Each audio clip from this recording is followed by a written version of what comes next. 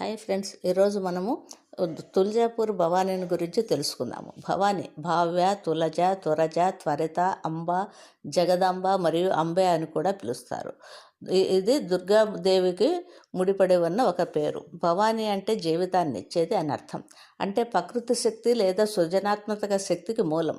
ఆమె తన భక్తులను అవసరమైన వాటిని అందించే మరియు దుష్ట అసురులను చంపడం ద్వారా న్యాయం అందించే పాత్రను పోషించే తల్లిగా పరిగణించబడుతుంది. భవానీ దుర్గ యొక్క ఒక అంశం మరియు ఆమె తన భక్తులను శ్రేయస్సును అందించే తల్లిగా పరిగణించబడుతుంది. మరియు అసురులను చంపడం ద్వారా న్యాయం అందించే పాత్ర పోషిస్తుంది. ఆమె తరచుగా బ్రహ్మ, విష్ణు మరియు శివుడి నుండి వేరుగా స్వతంత్ర దేవతగా కనిపిస్తుంది. అయితే శివపురాణం ప్రకారం భవానీ అత్యున్నతమైన దేవత.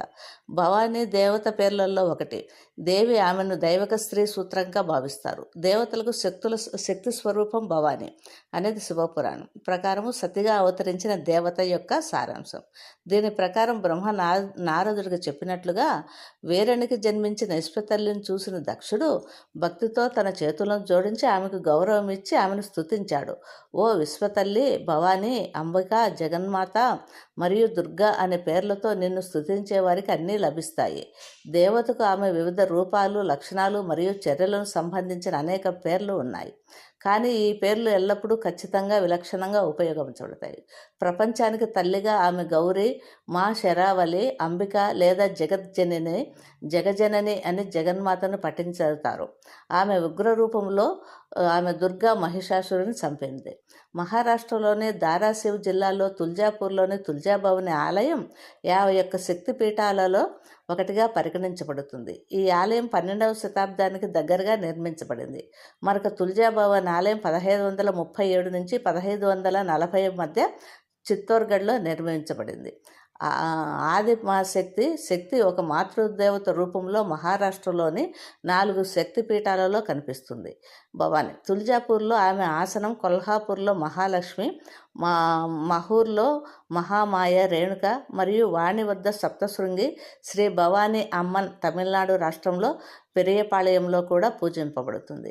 మహారాష్ట్రలోని ఇతర శక్తి ఆలయాలు అంబే, జోగై, ఔంద్ మరియు మహారాష్ట్ర మరియు కర్ణాటకలో ఉన్నాయి. మహారాష్ట్ర అంతటా భవానీ దేవతను ఎంతో భక్తితో పూజిస్తారు. ఆమెను ఉగ్ర లేదా క్రూరత్వ స్వరూపినిగా, అలాగే కరుణా స్వరూపినిగా భావిస్తారు. మహారాష్ట్రలోని అనేక కులాలు, ఉపకులాలు మరియు కుటుంబాలు ఆమెను తమ కుటుంబ దేవత లేదా కులదేవతగా భావిస్తారు. తుల్జాపూర్లోని భవానీ ఆలయం మహారాష్ట్రలోని షోలాపూర్ సమీపంలోని సహ్యాద్రి శ్రేణి వాలుపై యమునాచల అని పిలువబడే కొండపై ఉంది. ఆలయ ప్రవేశ ద్వారం ఎత్తుగా ఉంది మరియు సందర్శకులు ఆలయానికి చేరుకోవడానికి మెట్లు ఎక్కాలి. ఈ ఆలయం 12వ శతాబ్దం నాటికి ఉనికిలో ఉంది. చారిత్రక రికార్డులు చెబుతున్నాయి. భవానీ 3 అడుగుల పొడవు గల గ్రానైట్ విగ్రహ రూపంలో పూజింపబడుతుంది. ఆయుధాలు పట్టుకునే 8 చేతులు మరియు ఒక చేయి అభయముద్రతో భక్తులకు దీవెనలిస్తూ ఆమె మహిషాసురుడిని వేర్వేరు రూపాల్లో చంపుతుంది. అవి కాత్యాయిని, మహాలక్ష్మి, సాయుధ దేవి, చండిక, దుర్గా, సప్తసతి, ఉగ్రచంద మరియు భద్రకాళి, మతంగ అనే రాక్షసి దేవతలను మరియు మానవులపై విధ్వంసం సృష్టించని పురాణాలు చెబుతున్నాయి. వారు సహాయం కోసం బ్రహ్మను సంప్రదించారు. అతని సలహా మేరకు వారి శక్తిమాత వైపు మొగ్గు చూపారు. ఆమె విధ్వంసకారి రూపాన్ని ధరించి ఇతర సప్తమాతృక బ్రాహ్మణి, వైష్ణవి, మహేశ్వరి, ఇంద్రాణి, కౌమారి, వారాహి మరియు చాముండా చేత అధికారం పొంది ఆ రాక్షసులను జయించి శాంతిని పునరుద్ధరించడానికి అనుమతించింది. భవానీ అడవి దున్న మహిషాసుర, అందుకే ఆమె పేరును అనే దున్నపోతు పేరు గల మహిషాసుని చంపిందనమాట. రూపాన్ని తీసుకున్న మరో రాక్షసుని ఎలా జయించిందో కూడా పురాణం వివరిస్తుంది. తర్వాత ఆమె ఇప్పుడు ఆలయం ఉన్న యమునాచల కొండపై నివసించిందని చెబుతారు. కుకుర్ అనే పిలువబడే రాక్షసుడి నుండి అనుభూతిని రక్షించడానికి భవానీ ఇక్కడికి వచ్చిందని చెబుతారు. దేవతలతో జరిగిన యుద్ధంలో కుకుర్ ఒక దున్నపోతు రూపాన్ని తీసుకున్నాడు. భవానీ అతని తలను నరికివేసింది. ఆపై అతను తన అసలు రూపంలోకి మారడం ప్రారంభించాడు. ఆ సమయంలో ఆమె తన త్రిశూలాన్ని అతని చేతిలోకి పొడిచింది. అందుకే ఆమె మహిషాసురమర్ధిని దుర్గరూపంలో ఉంటుంది. ప్రతిరోజు ఆలయంలో 4 పూజలు నిర్వహిస్తారు. చైత్రమాసంలో గుడిపడ్వ, శ్రీషష్ఠి, లలిత పంచమి మరియు సంక్రాంతి మరియు రథసప్తమి అనే పండుగలు ప్రత్యేక ప్రాముఖ్యతను కలిగినవి. మంగళవారాల్లో దేవత విగ్రహాన్ని ఊరేగింపుగా బయటకు తీసుకువెళతారు. నవరాత్రులను కూడా గొప్ప కోలాహలంతో జరుపుకుంటారు మరియు ఇది విజయదశమితో ముగుస్తుంది. శ్రీ భవానీదేవి ఆది పరాశక్తిగా చెబుతారు మరియు భవాని పేరు అనేక అర్థాలు ఉన్నాయి. లలిత సహస్రనామం ప్రకారం భవాని అంటే భక్తులు ముక్తిని పొందటానికి ఎల్లప్పుడూ సహాయపడే దేవత. ఆదిశంకరులు నిజమైన భక్తితో ప్రతిరోజు 3 సార్లు భవానీ నామాన్ని పఠించే వ్యక్తి దుఃఖం, పాపం, అనారోగ్యం నుంచి ముక్తిని పొందుతాడు అని చెప్పారు.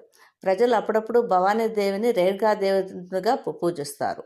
భవానీ సదాశివుని భార్యగా పేర్కొన్న అనేక గ్రంథాలు ఉన్నాయి. భావైని అనేక మంది హిందువులు, ముఖ్యంగా అనేక రాజపుత్రులు, మరాఠాలు, మహారాష్ట్రలోని దేశస్థ బ్రాహ్మణులు మరియు కొంకణ్లోని అగ్రీలు కూడా వంశదేవతగా పూజిస్తారు. స్థానిక సాంప్రదాయం ప్రకారం మరాఠా సామ్రాజ్య స్థాపకుడు శివాజీకి చెడుపై యుద్ధం కోసం భవానీ చంద్రహాస ఖడ్గాన్ని బహుకరించింది. తుల్జా భవానీ విగ్రహము నల్ల రాయితో తయారు చేయబడింది. దాదాపు 3 అడుగులు ఎత్తు మరియు 2 అడుగుల వెడల్పు ఉంటుంది. దేవత మొహం అందంగా మరియు నవ్వుతో ఉన్నట్లు వర్ణించబడింది. దేవత అష్టభుజ 8 చేతులతో దుర్గా. ఆమె పొడవాటి జుట్టు కిరీటం నుంచి బయటకు వస్తుంటుంది. ఆమె వీపుపై ఒక వంపు ఉంది. సూర్యుడు మరియు చంద్రుడు ఉన్నారు. ఆమె సింహం ఆమె దగ్గర నిలబడి ఉంది. ఆ విగ్రహం స్వయంగా వ్యక్తమైంది మరియు కదిలేది. దీనిని సంవత్సరానికి 3 సార్లు దాని స్థానం నుండి మా భవానీ పడక గదికి తరలిస్తారు. సింహం కింద మార్కండేయ మహర్షి దుర్గా సప్తశతి శ్లోకాలను జపిస్తుంటారు. అనుభూతి అనే మహిళ ఋషిదేవత యొక్క ఎడమ వైపున ఉంది. ఆమె వేలాడుతున్న స్థితిలో ఉంది మరియు దేవతను ధ్యానం చేస్తుంది. ఇది చలమూర్తి. మా భవానీ యొక్క దీర్ఘ నిద్ర సమయాలలో సంవత్సరానికి 3 సార్లు కదిలించబడుతుంది. సతిముఖం తుల్జాపూర్లో పడిపోయింది మరియు దీని కారణంగా ముఖం చీరలు మరియు ఆభరణాలతో అలంకరించబడి ఉంటుంది. తుల్జా భవానీ యొక్క చరిత్ర.